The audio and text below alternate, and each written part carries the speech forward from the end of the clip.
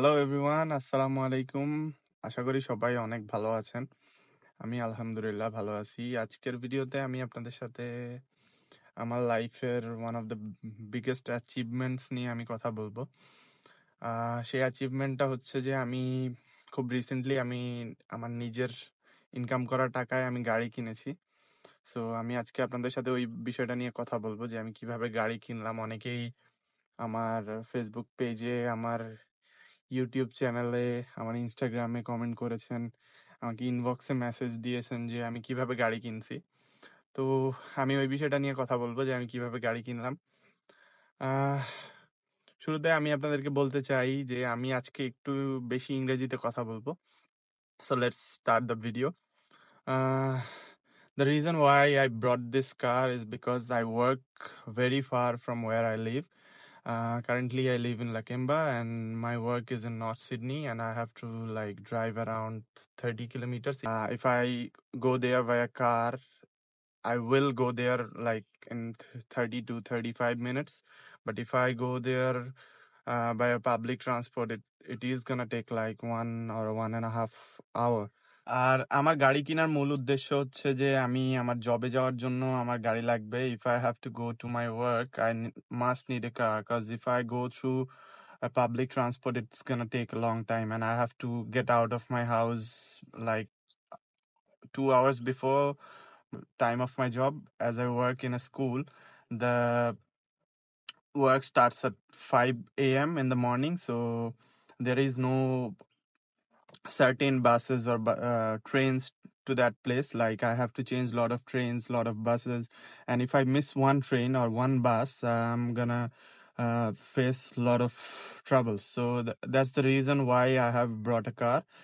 And আমি একটু বেশি ইংরেজিতে কথা বলতেছি, তার কারণ হচ্ছে যে অনেকেই আমাকে কমেন্ট করে যে ভাই আপনি একটু ইংরেজিতে কথা বলেন। বিশেষ করে আমার যারা ফ্রেন্ড আছে তারা অনেক কমেন্ট করে যে ভাই আপনি একটু ইংরেজিতে কথা বলেন। তো আমি একটু ইংরেজিতে কথা বলতেছি আর কি। ভুল টুল হলে আপনারা মাফ করে দিয়েন। নেক্সট যে বিষয়টা সেটা হচ্ছে যে কারটা আমি কত টাকা দিয়ে কিনলাম। আমি এখানকার টাকায় আহ, কত টাকায় কিনছি সেটা বলবো না, বাট যেই টাকায় কিনলাম গাড়িটা মোটামুটি আমি বলতে পারি যে অর্থিত হয়েছে। কারণ আমি অন্যান্য অনেক মানুষকে দেখেছি যারা মনে করেন আপনার গাড়ি কিনে কিন্তু গাড়ির যেই পার্টস, বডিতে অনেক স্ক্র্যাচ থাকে, বডিতে অনেক দাগ থাকে, হ্যাঁ, তারপরে গাড়ির ইঞ্জিনে অনেক সমস্যা থাকে, তারপরেও তারা গাড়িটা কিনে যাতে একটু চলাচল করতে পারে। আমি যে গাড়িটা কিনলাম সেটা হচ্ছে হোন্ডা সিভিক 2007 মডেল, আর এটা হচ্ছে একটা হাইব্রিড গাড়ি, যে কারণে আমার ফুয়েল এফিসিয়েন্সিও ভালোই।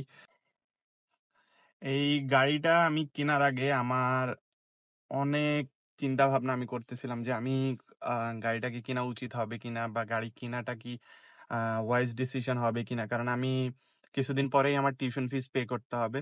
আমি এখনো জানি না যে আমি আমার টিউশন ফিস কিভাবে দিব। আমার টিউশন ফিজের এখন পর্যন্ত আমার কাছে কোনো টাকা পয়সা সেভিংস নাই। আমি কিভাবে টিউশন ফিস দিব আহ আল্লাহ ভালো জানে। ইনশাল্লাহ আল্লাহর যদি রহমত থাকে হয়তোবা দিয়ে দিতে পারবো। এখন আরেকটা যে বিষয়, আমার এখানে অনেক বড় ভাই আছে বা যারাই আছে আমার কাছের মানুষজন, তারা আমাকে অনেকভাবে হেল্প করছে। বিশেষ করে আমার অনেক ডিসিশন মেকিং এ দে হেল্প মি আ লট।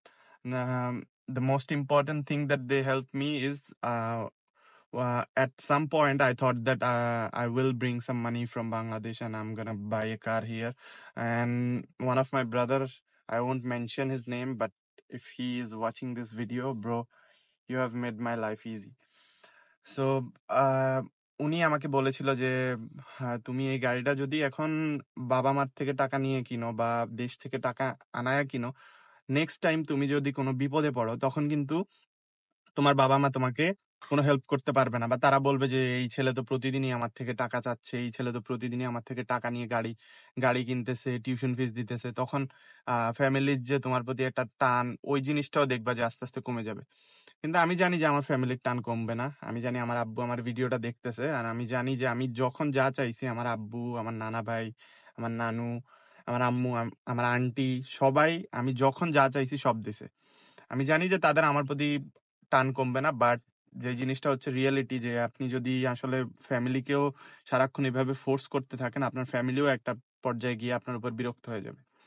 তো বা ওই ভাই আমাকে বলছিল যে অন্তর দেখো তুমি আসলে গাড়িটা কিনতে পারো কিন্তু নিজের টাকায় কিনো, তখন নিজের কাছে একটা প্রাউড ফিল হবে। ভাই বিশ্বাস করেন আমার কাছে অনেক প্রাউড ফিল হচ্ছে, আমার নিজের টাকায় কিনা গাড়ি। হ্যাঁ, কারো কারো থেকে ধার নেওয়া টাকা না, নিজের কষ্টার্জিত টাকা দিয়ে আমি গাড়িটা কিনলাম। এখন গাড়ি কেনার পরে আমার কাছে এখন এমন ফিল হচ্ছে যে না, লিস্ট আমি লাইফে নিজের টাকায় গাড়ি কিনছি, নেক্সট বাড়ি কিনবো ইনশাল্লাহ। কিন্তু যে জিনিসটা হচ্ছে যে নিজের ইনকাম করা টাকা খরচ করার মধ্যে যে একটা স্যাটিসফ্যাকশন আছে, ওই জিনিসটা আপনি আসলে ফিল করতে পারবেন। আমি এখানে এসে নিজের টাকায় আমি ল্যাপটপও কিনেছি, হ্যাঁ নিজের টাকায় আমি ফোন কিনেছি, এখন আমি নিজের টাকায় গাড়ি কিনলাম। আল্লাহর যদি তৌফিক থাকে হয়তোবা এখন না হোক 5 বছর 10 বছর 15 বছর পরে হলো আমি নিজের টাকায় বাড়ি কিনবো ইনশাল্লাহ। তো আমি আপনাদেরকে একটা জিনিসই বলবো, এখানে আসার পরে খুব বেশি তাড়াহুড়া করবেন না, সবকিছু ইনশাল্লাহ আস্তে আস্তে আপনারা করতে পারবেন।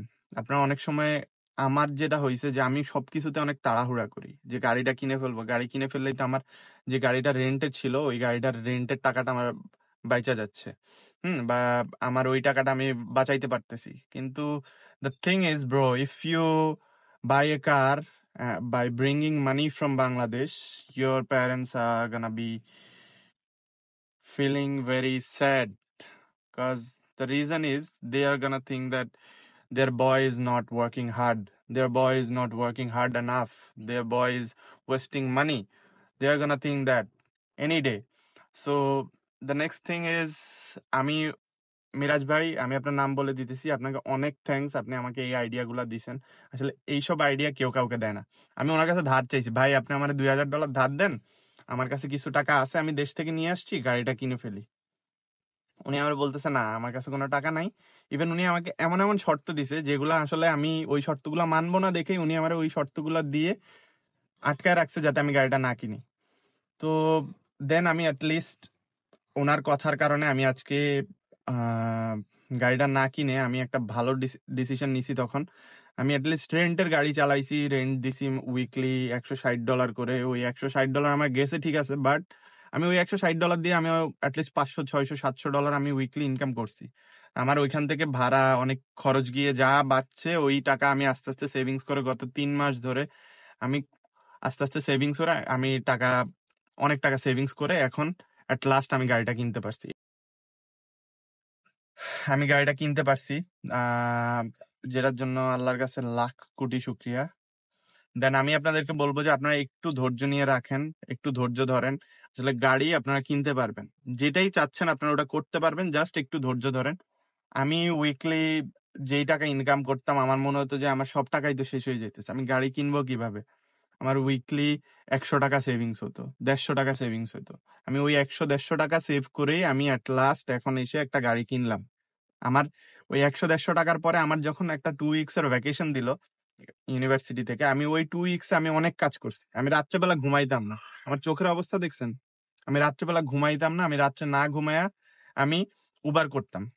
ঠিক আছে, আমি সারাদিন উবার করে আমি এই টাকা ম্যানেজ করছি। ঠিক আছে, এই এট লাস্ট আইসা আমি এখন গাড়িটা কিনতে পারছি।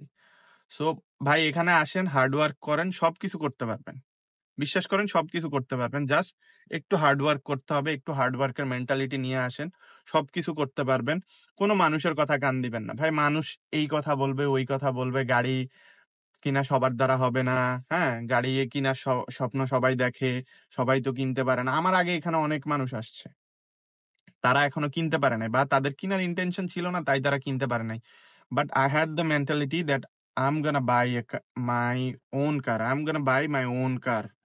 I had this mentality. And আমি এই অবধি আল্লাহর কাছে যত কিছু চাইছি সবকিছু আল্লাহ আমাকে দিছে। কোনো কিছু আল্লাহ আমার লাইফ থেকে নিয়ে যায় নাই, কোনো কিছু যেটা আমি চাইছি সেটা আল্লাহ আমাকে দেয় নাই, এরকম কখনো হয় নাই। আমি যা চাইছি 2 দিন আগে হোক বা পরে হোক আমি ওই জিনিসটা পাইছি। So আল্লাহর কাছেও চাইতে হবে, আল্লাহর রহমত থাকলে আপনার রিজিক যদি হালাল হয় আপনি অবশ্যই গাড়ি কিনতে পারবেন, যেটা চান আপনি ওটাই কিনতে পারবেন। So আমি বলবো যে হার্ডওয়ার্কটা মেনটেন করেন, হার্ডওয়ার্ক করতে থাকেন, একদিন না একদিন আপনার স্বপ্ন পূরণ হবেই। সো গাড়ির যে ব্যাপারটা সেটা হচ্ছে যে গাড়ি আপনার কেনার আগে কি কি জিনিস খেয়াল রাখবেন আমি একটু আপনাদেরকে বলে দিই। গাড়ির অবশ্যই কিলোমিটারটা চেক করে নেবেন, গাড়ি কত কিলো চলছে। অবশ্যই চেষ্টা করবেন যে 2 লাখের নিচে কিনতে বা 2.5 লাখের নিচে কিনতে। আর দেন গাড়ি একটু আপডেট মডেল পাইলে ওটা নেওয়ার চেষ্টা করবেন। যত পুরানো গাড়ি হবে তত গাড়ির ইঞ্জিনে সমস্যা, এই সমস্যা, ওই সমস্যা থাকবে। তো এটা চেষ্টা করবেন।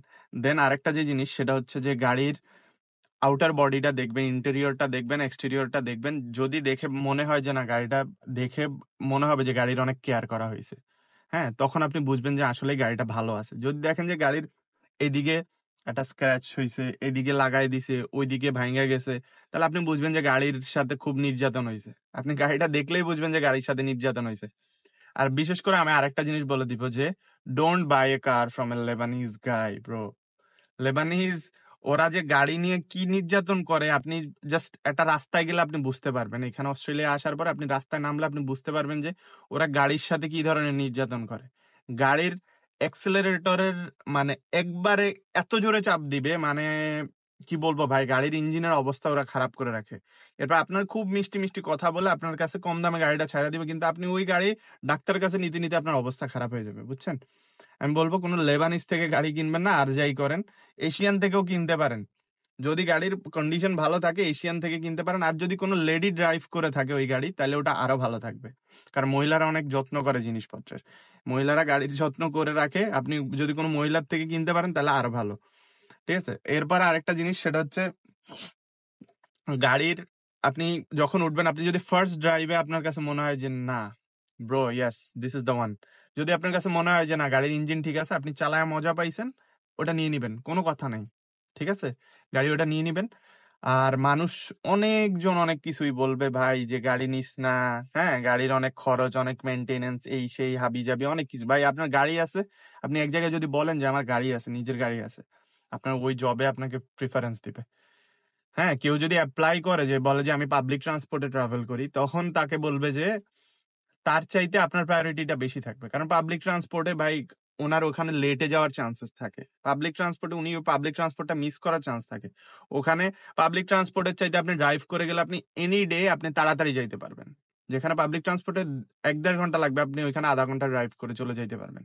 সো আপনার গাড়ি থাকলে আপনার জবে আপনি ইজিলি মুভ করতে পারবেন। আর এখানে বাংলাদেশের মতো রিক্সা নাই, ঢাকা শহরে যেরকম আপনি রাস্তায় নামলেই এই মামা যাবেন, ওই ওই সুযোগ এখানে নাই। আপনার এখানে গাড়ি আছে, আপনি এক জায়গায় টান দিয়ে চলে যেতে পারবেন। একটা ক্রিকেট খেলবেন, এক জায়গায় যাবেন, টান দিয়ে চলে গেলেন, কোনো প্যারা নাই। কিন্তু যদি আপনার গাড়ি না থাকে, আপনার এখানে এই যে হাইটা স্টেশনে যাও, ওখান থেকে আরেক স্টেশনে যাও, ওখান থেকে হাইটা আবার আরেক জায়গায় যাও, রিক্সা তো নাই ভাই, আপনার লিফট দিবে কে? কেউ লিফট দিবে না এখানে, ঠিক আছে। সো গাড়ি খুবই ইম্পর্টেন্ট জিনিস, কিনেন, একটু ধৈর্য ধরেন, ধৈর্য ধরে কিনেন, আল্লাহর কাছে চান, আল্লাহ দিবে। উত্তম রিজিকের দোয়া করেন, আল্লাহ উত্তম রিজিক দিবে। আপনার গাড়ি, আপনার সব স্বপ্ন পূরণ হবে, কোনো টেনশন করবেন না, ঠিক আছে। আর এই তো এই জিনিসগুলো একটু খেয়াল রাখবেন। গাড়ি চালায় মজা পাইলে গাড়ি নিয়ে নিবেন, ঠিক আছে। আর গাড়ি রেজিস্ট্রেশনের টাইমে ওর থেকে একটু গাড়ির দামটা কম লিখে নিবেন। হ্যাঁ, গাড়ির দাম কম এটা লিখে নিবেন। তাহলে দেখা যায় যে আপনি যখন গাড়িটা করবেন, এই কি বলে রেজিস্ট্রেশন করাইতে যাবেন, তখন আপনার একটু টাকা কম খরচ হবে, ঠিক আছে। আর আমার গাড়িটার মোটামুটি 8 মাসের এখনো রেজিস্ট্রেশন আছে, তো আমার প্যারা নাই। 8 মাসের রেজো যেহেতু আছে, আমার তেমন প্যারা নাই। বাট আপনি যখন আবার রেজো করাইতে যাবেন, তখন আবার আপনার $1000 মতো খরচ হয়ে যাবে। পিঙ্ক স্লিপ, গ্রিন স্লিপ, এই স্লিপ, ওই স্লিপ, হাবি জাবি একটা ইয়ার কাছে নিয়ে যাবেন, মেকানিকের কাছে নিয়ে যাবেন গ্রিন স্লিপ পিঙ্ক স্লিপের জন্য। ওরা আপনারে বিভিন্ন জিনিস ধরায় দিবে, বলবে যে টায়ার চেঞ্জ করতে হবে, এটা চেঞ্জ করতে হবে, ব্রেক শু চেঞ্জ করতে হবে, এই বিভিন্ন হাবিজাবি কথাবার্তা বলে অনেক খরচ ধরায় দিবে। তো গাড়ি কেনার আগে চিন্তা করবেন যে আপনি কিন্তু আপনার অনেকগুলা সেভিংস ওই জায়গায় ইনভেস্ট করে তারপরে গাড়ি কিনতেছেন। রেজো যদি বেশি দিনের হয়, আপনি আবার টাকা পয়সা সেভিংস করে রেজোটা কিনতে পারবেন। কিন্তু আপনি যদি আবার 2 মাস পরে, 1 মাস পরেই যদি আপনার আবার রেজো করানো লাগে, তখন আপনি আবার বিপদে পড়ে যাবেন। কথা বুঝতে পারছেন? এইভাবে আপনারা আসলে যদি চেষ্টা করেন, নিজের টাকায় গাড়ি কিনতে পারবেন, কোনো সমস্যা নাই। আর প্লাস কোনো কিছু নিয়ে আমি বলবো না। আই হোপ আপনারা সবাই গাড়ি কিনতে পারেন, আপনারা সবাই আপনাদের যত ড্রিম আছে ওইগুলা ফুলফিল করতে পারেন। আমি দোয়া করি, আপনারাও আমার জন্য দোয়া করবেন। আমি সবসময় চেষ্টা করব যে ভিডিও দেওয়ার জন্য। আসলে এতদিন কাজ টাজ করতে করতে আমার অবস্থা খারাপ হয়ে গেছে, ভিডিও দেওয়ার টাইম পাই না। ইনশাল্লাহ সামনে থেকে রেগুলার ভিডিও দেওয়ার ট্রাই করব। আর আপনারা অবশ্যই যদি ভিডিও ভাল লাগে শেয়ার করে দিবেন। আর যদি আপনাদের কোনো ফ্রেন্ডের মনে হয় যে অস্ট্রেলিয়া আসবে, তাহলে আপনারা তাদেরকে আমার ভিডিওস গুলা দেখাইতে পারেন যে A to Z প্রসেসিং কি। আসলে ভাই অনেকেই আমাকে মেসেজ করেন, আমি রিপ্লাই দিতে পারি না। এখন আপনারা ভাবেন যে এই ছেলে তো ভাব নিতেছে। ভাই ভাব না, এখানে আসলে আপনারা নিজেরাও বুঝতে পারবেন যে লাইফ কত বিজি এখানে। মেসেজ রিপ্লাই করার মতো সময় নাই আসলে, অনেস্টলি যেটা কথা। অ্যারোগেন্ট মনে হইতে পারে, বাট এটাই রিয়েলিটি। এখানে আসার পরে you don't have single second to spend on your messenger, you know. So that's the reality, bro. আপনারা চেষ্টা করেন, ইনশাল্লাহ। আপনারা কমেন্ট করেন যে কি কি রিলেটেড ভিডিও চান আপনারা, আমি ওই রিলেটেড ভিডিও বানানোর চেষ্টা করব ইনশাল্লাহ। আর এই তো, সবাই ভালো থাকেন, সুস্থ থাকেন। আসসালামু আলাইকুম।